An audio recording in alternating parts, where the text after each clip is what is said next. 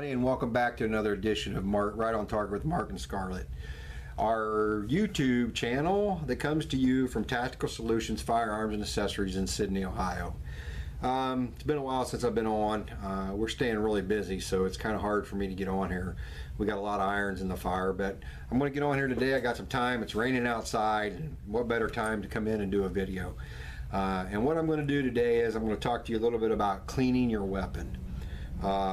We get a lot of people that come into the store and buy a gun. They're first-time shooters, first-time pistol owners, and have never owned a pistol before and don't even know how to field strip the weapon. Now, when we sell a new gun here, we take them through the field stripping process and teach them how to field strip a weapon. But you know, we don't talk too much about them about cleaning the weapon. And I've had a lot of requests to, you know, Mark, do a video on how to clean a weapon, or some of the tricks of the trade on cleaning, and some of the products that I use personally. Now, there's a lot of products on the market, and I'm sure that some of you folks out there use different stuff, but this is the stuff that I found that it works well for me, and some of the techniques that I use when it comes to cleaning. So that's what we're going to do today. I'm going to show you how to clean your weapon, and I'm going to have to change the camera angle here to down to show you all the stuff that I usually use for cleaning, and we'll get to it after that. So stand by. Okay, when it comes to cleaning your weapon, the first thing I want to make a point of is basic field stripping the weapon. Now, I have this Glock. This is my off-duty weapon, my carry weapon. It's a Glock 30, and you know, I already have it field stripped here. But this is basically all the further you want to go. You want to take the slide off, take the barrel out, take the recoil spring out, and this is all the further you want to go when it comes to field stripping your weapon. I get a lot of, not a lot, but I have people come in, they bring me a box, and they say, they'll bring me a box like this, and they'll say, hey, my parts are in here, can you make this a gun again? Basically what they've done is they went way too far with tearing their gun apart, thinking that they had to, and what they do is they can't get it back together again. So this is your basic field strip: your barrel out, your recoil spring, and your slide, and your receiver group. That's as far as you need to go. So we got the gun field strip, okay? And the first thing I usually do is I usually clean the barrel. And this barrels are, you know, 3.5 inches, 3 inches long, and that's about the first thing I start with. I use a Dewey brush, or I'm sorry, a Dewey rod. It's coated. I usually use a bronze brush or a brass brush.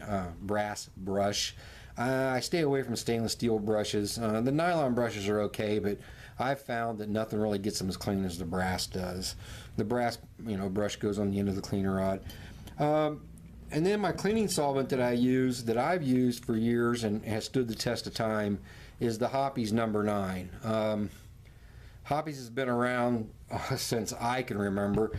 It's been torn down, built back up, torn down again. I know some of the ingredients were outlawed in the early years by the EPA, but they've got it down, they've got it back into good shape, and you know, this stuff, a bottle this size will last you a long time, and we sell this, and there's a lot of good cleaning solvents and powder solvents on the market, but Hoppe's is what I use. Okay, and that's just what I want to show you today. So basically, I take my brush, I put it on my cleaning rod, and I basically dip it in the Hoppe's. Now, I'll take that back. Don't dip your dirty brushes in your cleaning solution. Pour this in a cup or something so you don't contaminate your whole bottle of cleaning stuff every time you dip it in there.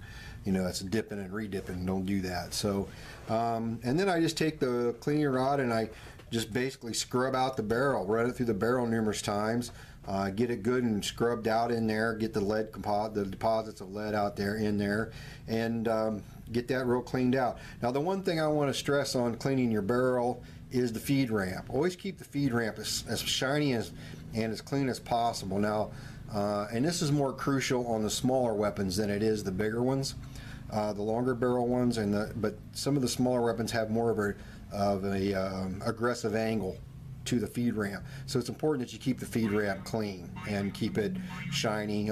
Sometimes I even buff those with a Dremel tool and some buffing compound, but that is your main feed component right there. If you're going to have a foul up or a malfunction, a lot of times it's going to be from a dirty feed ramp on some of those smaller weapons. So keep the feed ramp real clean. So shine it up real good, get it clean, get your hoppies in there, scrub the barrel out, and then basically put a jag on there like this or something to that effect, and take your patches. You got to have some good patches laying around. Take your patches, run them through there, swab that out, get that all dried. You should be nice and shiny in there when you get it done, and set that aside, because that's basically all I got to do once you get your feed ramp clean and get it cleaned up, get it nice and shiny. Patches, I talked a little bit about patches. These are just Hoppe's patches, but you can make your own patches. I'm sure everybody's got old t-shirts laying around, and I'll tell you, one of the best things I found over the years to make patches is flannel shirts. Flannel shirts make nice patches. The flannel material is good for that. So we got our barrel clean. We're going to scrub it down. Now, I'm not going to talk about lubricating yet, but you know, you can, toothbrush is always good to have. Go to the dollar store, get you 6 or 7 of them for probably $1, and you know, you can use that to scrub the nooks and crannies and stuff on these guns. I use a toothbrush, or there are steel brushes or bronze brushes on the market, but I usually just use cheap toothbrushes, and they scrub things up pretty good. So it's a good thing to have on hand too. So you got your barrel clean, set that aside. Then I usually work on my slide group. Now the slide group, a couple things. It's going to be really dirty inside here. A lot of carbon buildup, and there's going to be some carbon on your breech face. That's the spot where the firing pin protrudes when the gun's fired, and it's going to be dirty in here. So take your toothbrush and scrub that real good in there. Don't scrub your breech face downwards. After time, you're going to force a lot of garbage into the firing pin chamber, okay? So scrub your breech face, let gravity be your friend, and scrub it so the stuff falls out of the slide instead of down into the breech face and into the firing pin. Scrub that real good. There's going to be a lot of dirt there. Now, one trick that I use, and if you've seen it, other people use, is pipe cleaners. At least that's what they were called back in the day for cleaning pipes. Now I think they call them some kind of craft, twisty, bendy, crafty thing. I think that's what I got them at your local Walmart, but don't go and ask for pipe cleaners, as they don't know what you're talking about unless you go to a smoke store. So, but these are in the craft section of Walmart. Now, what these are nice about is you lay these in this slide like so after you've scrubbed it, and hold these into that groove with your thumbs and your fingers, and just pull that through there, and that pulls all that gunk right out of that slide groove, and it makes it nice and clean, and it's the easiest way to clean it and dry it. Then get in there with your patches and clean it up and dry it. Now, another thing that comes in handy with cleaning is these, I use dental picks. Dental picks are easy to get a hold of, but you can put your patches on them, your patches on the dental picks, and you can get down in there with in the nooks and crannies that you can't reach. A pair of tweezers, I use that too, to get into the nooks and crannies that you can't reach. But I scrub this out real good, and like I said, don't take apart the firing pin mechanism, just do a field strip.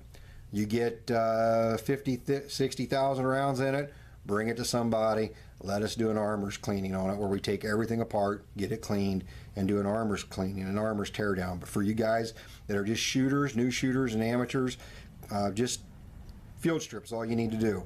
And then what I do is, for oiling, while I'm doing the rest of my lower receiver, I'll put a drop of oil at the top of each slide in the groove, and I'll just set that up like this and go on about my business and let that oil do itself, let gravity do its thing, and run the oil down the grooves, you know. And I'm going to talk a little bit more about oiling here. I don't want you to over oil, so we're going to get into that. Now, this is going to be extremely dirty, your lower receiver. It's going to be dirty down in here in the locking block and in the mechanism, the trigger mechanism of the gun and stuff. So, and this is probably for me the hardest part of the gun to clean. Take your toothbrush, work in there, work down the magazine well, work in here. You just got to keep working at it. And some of these nooks and crannies are tight. Your pipe cleaners, or your crafty bendy things like they call them, will come in handy in spots. You know, you can get down in there and get some of that gunk out of there. And after I scrub this out, now I will tell you this, I do cheat. I have an air compressor here at the shop, and when I get this all scrubbed out, I take the air compressor with the high pressure hose, and I'll blow a lot of stuff out of there. But if you don't have an air compressor, you're going to have to get down in there and work that out real good and get that good and clean and swab it all out, because it is going to be dirty right down in here and over in here on the locking block and stuff. But it's doable, and you can get it clean without an air compressor. But get that all clean, get this all shinied up while your slide's getting oiled by itself there. take your toothbrush, clean your I use the wire brush for this, and clean your recoil spring, get it all nice and clean, and let it dry up a little bit. Now, oiling. We got the gun clean. Talk to you about oil. Oil is a friend, I'll give you that, but oil is also an enemy. You got to remember that oil is a dirt magnet, and anytime you're out in the field or in the dirt, it's gonna get. You may not see dirt moving in the air, but there's dirt out there in the air. Dust, anything is going to collect. So don't over oil these guns. The guns on the market today do not need a lot of oil. Okay, they need some oil, but don't over oil. Like I said, I put a drop on my slide and I let gravity do its thing to come down this way with it. Okay, now with my gun barrel, I'll take and put oil on my finger. I'll rub it like so, and I'll just stroke the barrel like that, just enough to put a little oil, coating of oil on there, and that is it. That's it. I don't put any more oil on there than that. The receiver, there's 4 points of contact on most of your semi-automatic weapons. Put a tiny drop here, a tiny drop there, a tiny drop there, and that's it. Okay, and that is it for oiling. You do not need. I see a lot of weapons come into the store, and typically a lot of AR-15s come in, and they're way over oiled. Now, granted, you have to have oil on them, but you do not have to over oil. I had a officer actually take a Glock, and we had it out on the range, and it was like I think 10 degrees that day. It was during a training, and the Glock wasn't functioning. When he brought it to me, because I was the armor for the sheriff's office, he brought it to me and said, "Hey, this gun isn't functioning." Well, I've never known a Glock's firing pin not to function very well, so I pulled the trigger and it made a sluggish, dull thud instead of the click that it should make. I did an armor tear down on his firing pin mechanism and the firing pin chamber. It was full of oil. He had oiled his firing pin.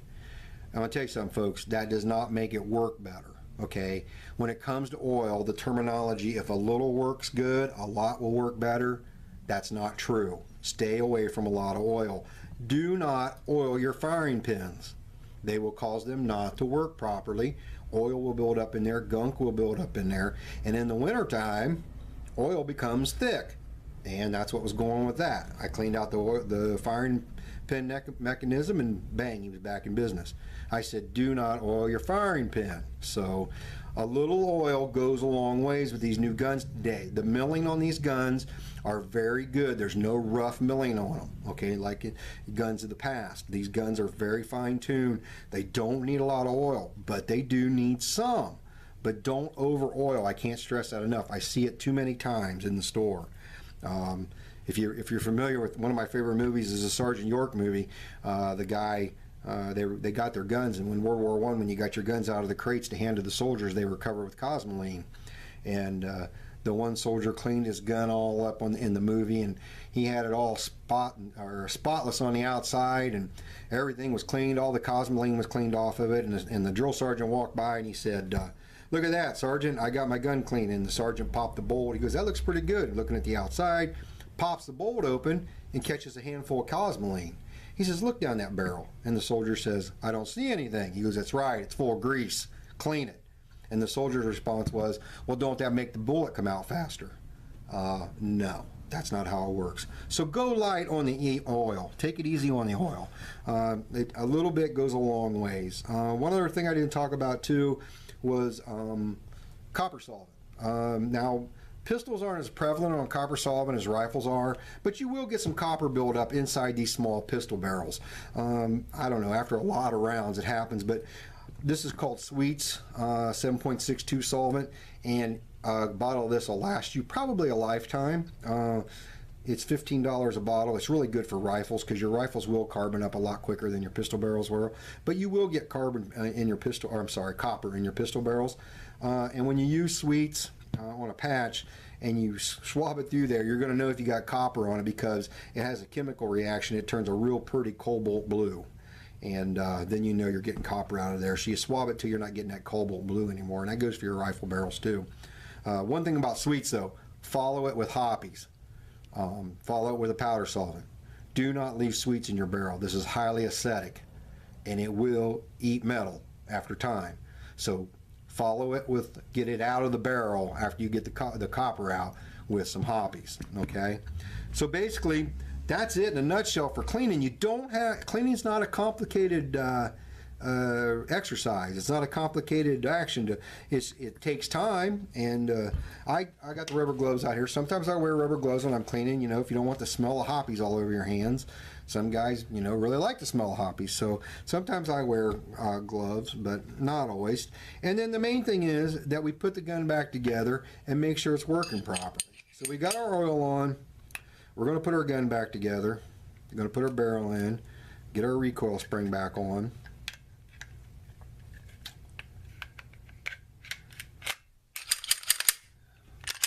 Make sure our slide's working. Now, the best way to find out that you got it back together is to pull the trigger, hold it to the rear, cycle the weapon, and you should hear your trigger reset. Okay, you heard that click? That's your trigger reset.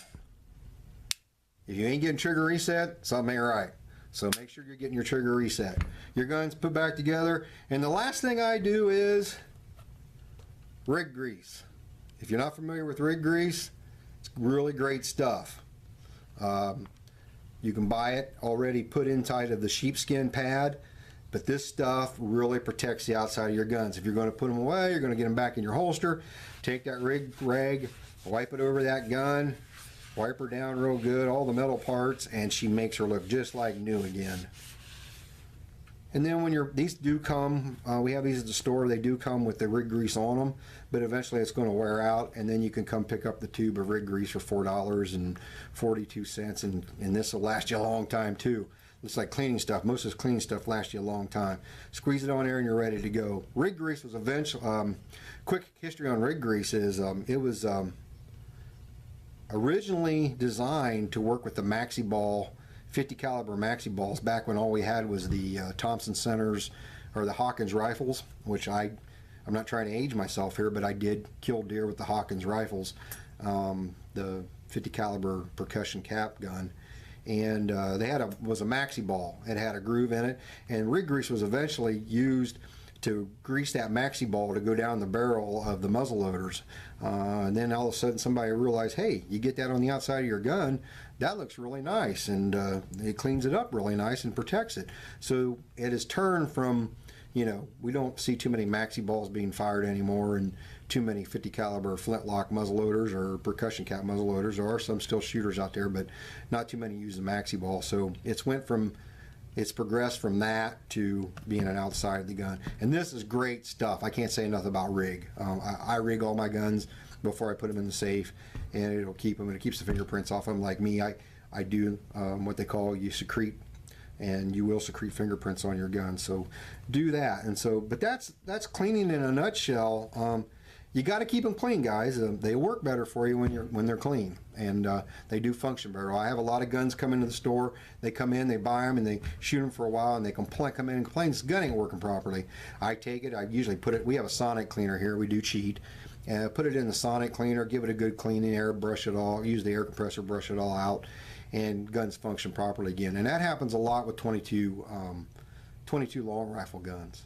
Dirty rounds, the 22s. You got to keep them clean. I've seen a lot of dirty 22s come in here. They think that the gun's malfunctioning, it's not working properly, and it's just a fact that, hey, you might want to clean it. And 22s are very dirty. So that's cleaning in a nutshell. That's pretty much like everything. It's not a complicated process. You need to learn how to tear down your respective gun, how to field strip it, not tear it down all the way, but just field strip.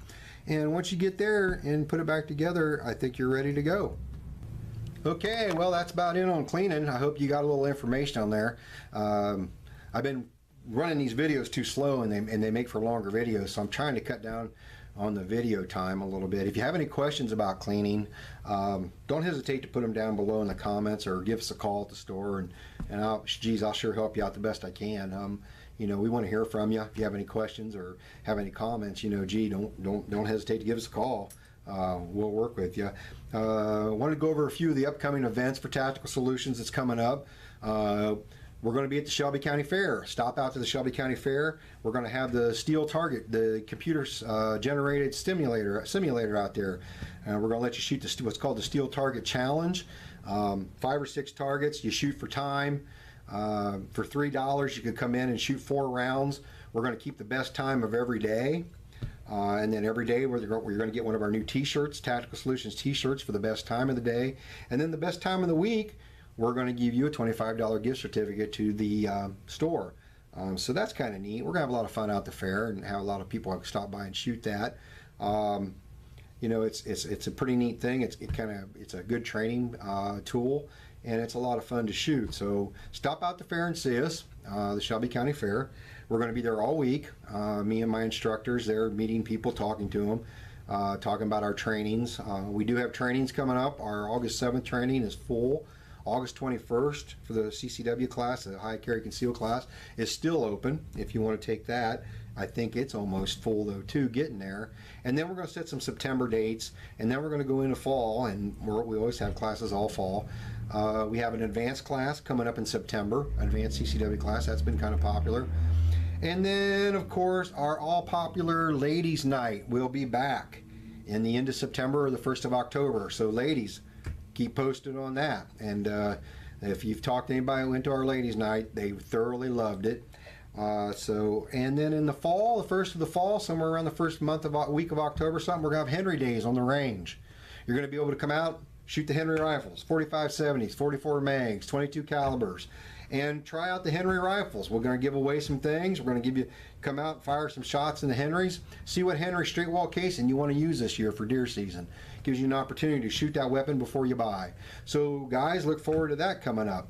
So we got a lot of things coming up. I got some other surprises that's going to be coming up in the winter. I'm hoping to do a seminar on coyote calling with Primos, or a professional caller from out of the area is going to come in. So we got a lot going on. So, you know, stay tuned to Facebook and keep an eye on us in there. That's about all I have for the store stuff. One thing I want to talk about though, and this is kind of off the record, I'm going to try not to get political, and that is the fact that, as you know, in the United States, we have a lot going on right now that's not good, and we've had basically attack on police officers. And as you know, I've been a police officer for 30 years now, a deputy sheriff, and it's something that's dear and near to my heart. Folks, this has got to stop. We've got to get together. These boys go out every day and wear a vest for a living, and they're only out there to protect us. Don't get me wrong, there's bad apples in every bunch, and in every profession there's bad people. But for the most part, and I would say 95% of the police on the road and on the streets today are there for you. They're not there to hurt you. Now, there has been some bad situations take place, I understand that, and I'm not going to get political, but I'm going to say this much. We have got to get together. We have got to get the nation together, okay? Black, white, Hispanic, gay or straight, I don't care who you are. The one thing that we all are is Americans. And as Americans, we are under attack by a foreign invader.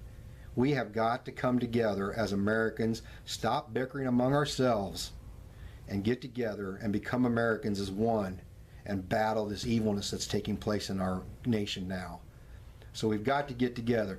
In the words of a great man, Abraham Lincoln, a nation divided cannot stand. We have got to come together. We've got to stop killing one another. We've got to stop the hate for one another, come together as Americans and protect our nation and protect our way of life. Now, I'm going to get off my soapbox now, but to my brothers in arms and my fellow warriors out there in blue, God bless you. Keep your heads up. Keep doing the work that you're doing. I know no matter what you feel in your heart, you're going to put that vest on and that uniform on, and you're going to go protect people no matter how they feel about us. So stay with it. To the rest of the Americans, God bless you. Stay tuned to Tactical Solutions. Come see us at the fair. Keep liking us on Facebook. Watch our YouTube channel. And hey, we'll see you next time. And God bless everybody. And be careful and be good to each other out there. Get out there and shoot and have some fun. See you later.